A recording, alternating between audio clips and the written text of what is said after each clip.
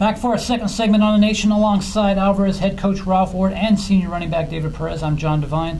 David, I want to start with you because I think what you endured last year, at least in my mind, had to be pretty painful. You were forced to sit out the entire season for a CCS eligibility issue.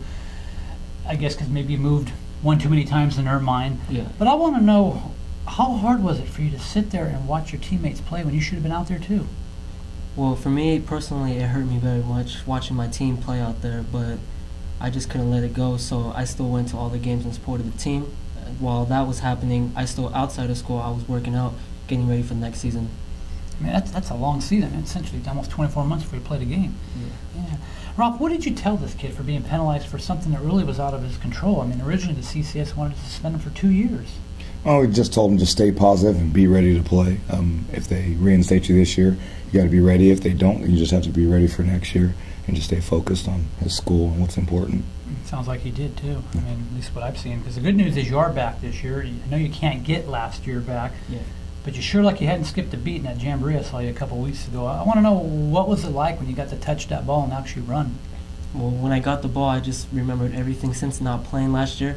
I want to just get the ball and go out and show people how I worked out all last year and bring it up this year. Wasn't one of those runs right off the bat a touchdown, like 40 yards or something like that? I'm trying to remember the jamboree. He just took off. Yeah. Ralph, as a sophomore, this kid rushed for a school record. It might be still a county record, 365 yards in one game. And that was a game. That wasn't a blowout. I mean, had you ever seen anything like that beside yourself, of course?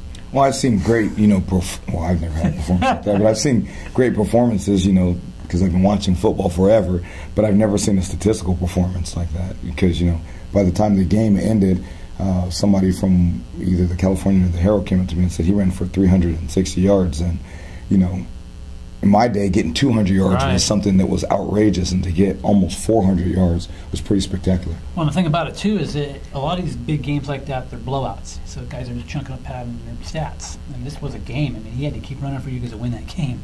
Yeah. David, you're in the backfield this year with two other talented guys. I know Ralph likes to have you all on the field at times in different positions and whatnot, and every running back wants 20 carries.